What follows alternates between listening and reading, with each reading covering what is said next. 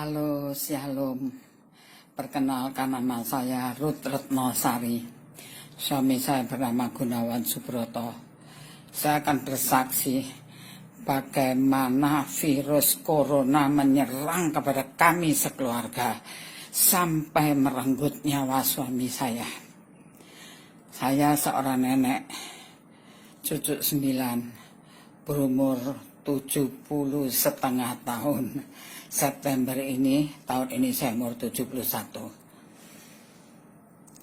Bagaimana pada saat itu, tanggal 12 Maret adalah hari awal di mana suami saya mulai merasa sakit batuk flu.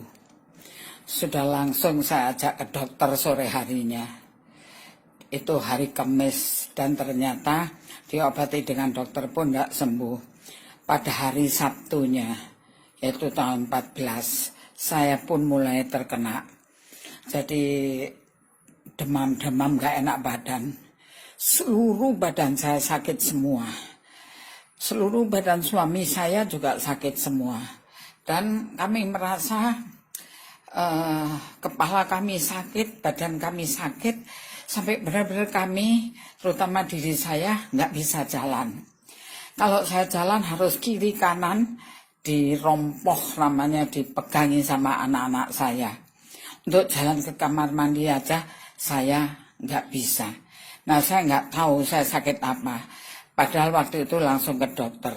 Karena belum sembuh, hari Minggunya saya ke UGD. Diperiksa darah dan lain sebagainya, katanya virus dan bakteri. Kami disuruh pulang. Suami saya dikasih obat, saya tidak dikasih obat. Senin masih belum enak, kami kembali lagi ke dokter. Hanya diberitahu sama dokter harus banyak minum. Kemudian kalau tidak mau diinfus katanya, karena suami saya mulai nggak suka makan, mulai nggak suka minum. Ya, kemudian ternyata nggak sembuh juga.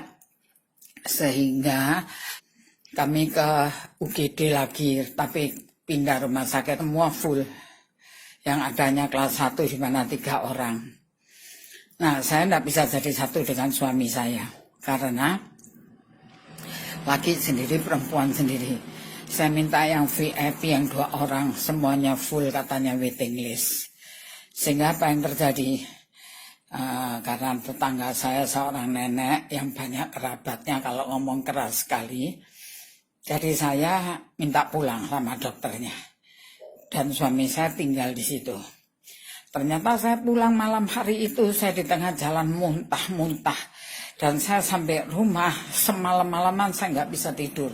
Badan saya demam, sakit semua, kepala saya sakit, sampai sedemikian rupa ya. Akhirnya malam hari itu saya dijaga oleh seorang anak menantu perempuan saya sampai pagi. Menjelang dini hari baru saya bisa tidur. Dan besoknya saya dibawa ke rumah sakit yang ada di Harapan Indah sini.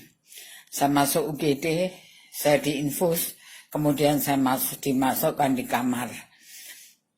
Nah, di situ saudara, saat sore hari, berarti tanggal 18, tiba-tiba di UGD itu saya mendengar kabar bahwa suami saya sudah meninggal. Karena hari itu sebenarnya suami saya kritis. Suami saya sudah dimasukkan di ruang isolasi. Tapi anak-anak tidak memberitahu saya. Karena saya sendiri dalam keadaan kritis. Anak-anak takut nanti saya nggak kuat atau syok. Ternyata pada jam 18, yaitu jam 6 sore, kira-kira 18:11, anak saya yang di Bali juga datang pada hari itu. Ternyata anak saya yang lain memberitahu bahwa Papa sudah nggak ada. Jadi Bapak Ibu sekalian, saya syok sekali. Suami saya itu jarang sakit. Saya yang sering sakit. Dan suami saya itu, saya terlalu baik. Sampai saya selalu berdoa kepada Tuhan, begini Tuhan, kalau Tuhan mau panggil salah satu di antara kami, panggil saya dulu aja Tuhan, karena saya nggak sanggup rasanya kalau hidup sendiri tanpa suami. Ternyata Tuhan kehendaki lain. Suami saya dipanggil duluan, dan hanya 5 hari sakit. Secara manusia saya bersyukur, karena suami saya tidak menderita sama sekali. Hanya malam itu suami saya dijaga sama anak saya, laki-laki yang sulung. Katanya suami saya udah mulai kesakitan terus, gelisah terus. Sedangkan saya pulang ke rumah, malam terakhir berarti waktu itu saya melihat suami saya pamit, Pap, aku pulang dulu ya, karena aku tidak bisa tidur di sini. Orangnya ramai, berisik, dan batuk-batuk terus. Dan apa saudara, ternyata benar-benar itu adalah pertemuan terakhir bagi saya. Suami saya sudah pulang ke rumah Bapak, sehingga saya maksa minta keluar dari rumah sakit, karena saya pasti mau melihat jenazah suami saya. Ternyata tidak ada rumah sakit yang mau menerimanya, karena khawatir. Dan tidak ada juga, saya punya tanah kuburan, itu tidak mau menerima pasien virus corona. Sehingga apa yang terjadi? Saya menangis di hadapan Tuhan. Saya bilang, Tuhan, masa jasad terakhir suami saya ditolak oleh semua rumah duka, ditolak oleh tanah penguburan. Tolonglah Tuhan. Dan puji Tuhan, ada satu rumah duka yang mau menerima, tapi hanya semalam, dan pagi-pagi jam 6 sudah harus keluar dari rumah sakit.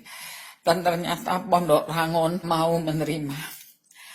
Saya malam hari itu bersama keluarga, anak menantu saya, cucu saya, tinggal di hotel yang di dekat rumah duka itu. Karena pulang kan jauh, karena besok-besok pagi harus bangun menyelesaikan penguburannya. Ternyata besok paginya saya nggak kuat, saya lemes, badan saya sakit semua, saya nggak sanggup untuk ikut. Akhirnya anak perempuan saya memutuskan, Mama nggak usah ikut. Dan beberapa anak mantu saya juga nggak ikut, karena kami semua terserang demam. Kami masih tidak tahu kalau itu corona. Akhirnya yang ngupur hanya anak perempuan saya bersama dengan suami, anak-anaknya. Anak laki-laki saya yang paling gede bersama istrinya, dan anak bungsu saya sendiri. Dan tidak boleh ada upacara macam-macam juga.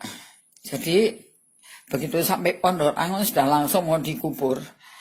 Tapi anak saya minta, tunggu Pak, kami mau berdoa dulu. Setelah semuanya beres, semua penguburan beres, kami mulai pulang ke rumah. Saya tetap tidak sendiri, ditemanin sama anak saya bungsu yang dari Bali. Tapi ternyata keadaan saya tidak semakin baik, tapi keadaan saya semakin lumayan parah.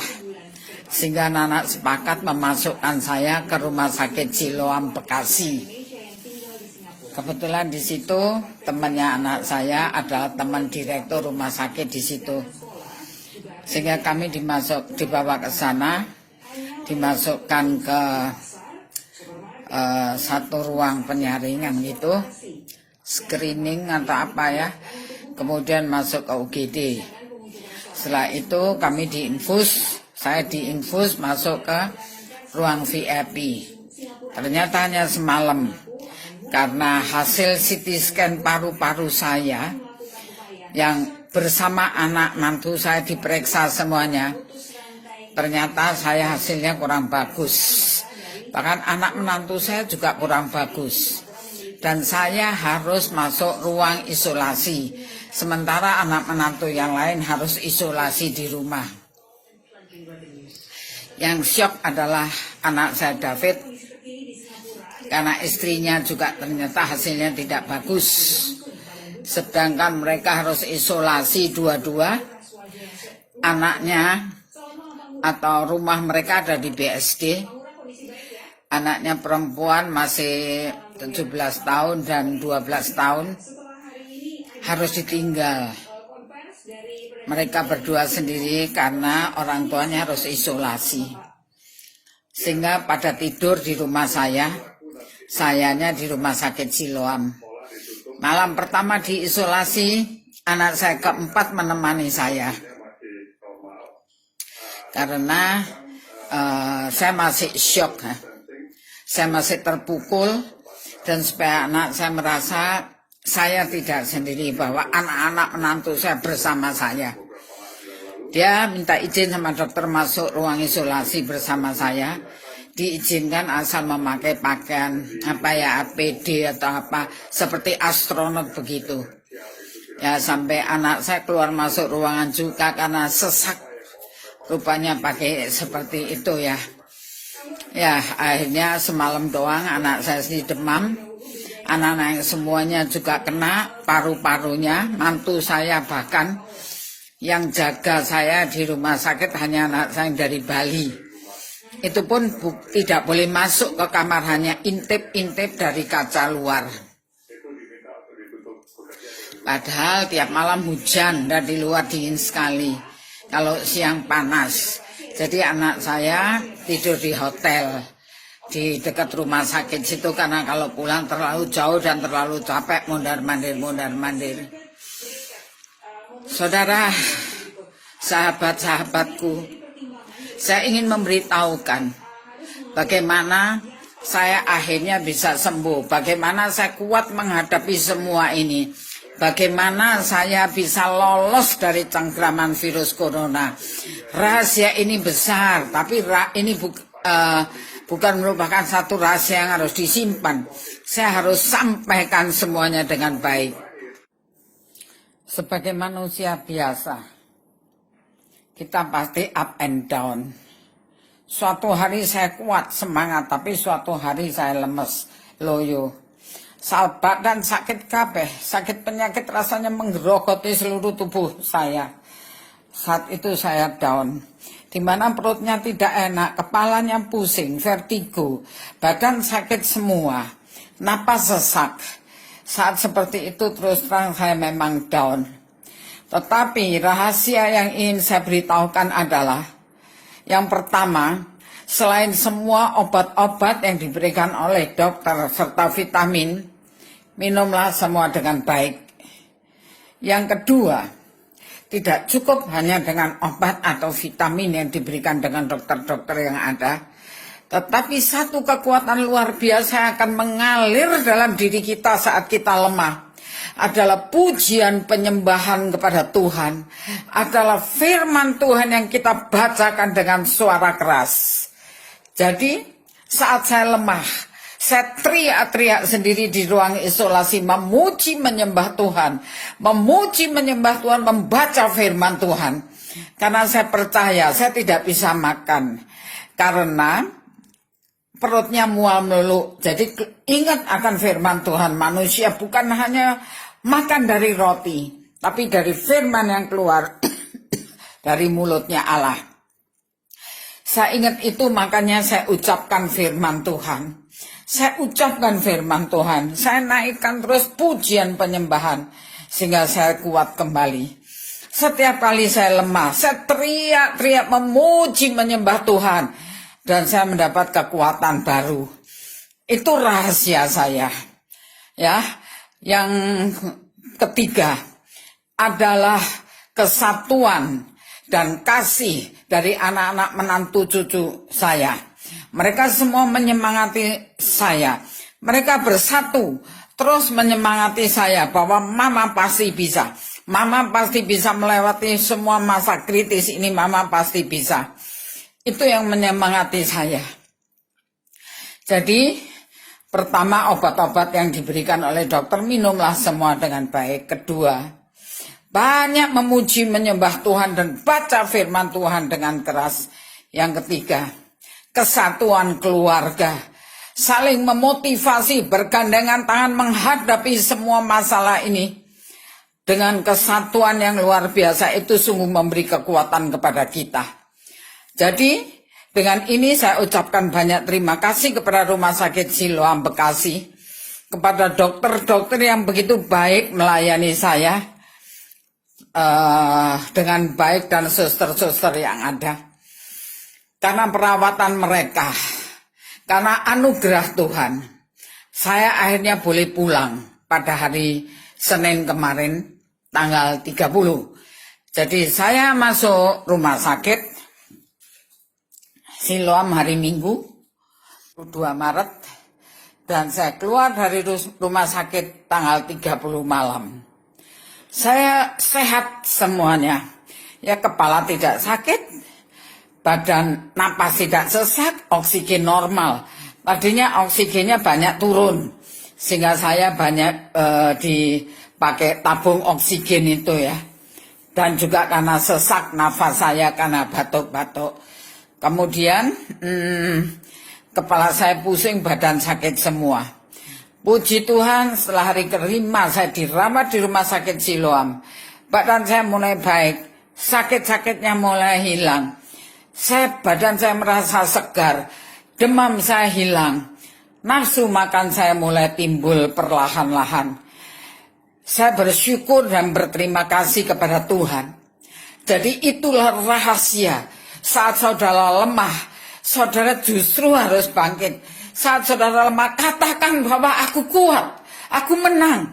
Saya teriak-teriak mengatakan bahwa virus corona itu kecil, bahkan dilihat dengan mata saja nggak bisa.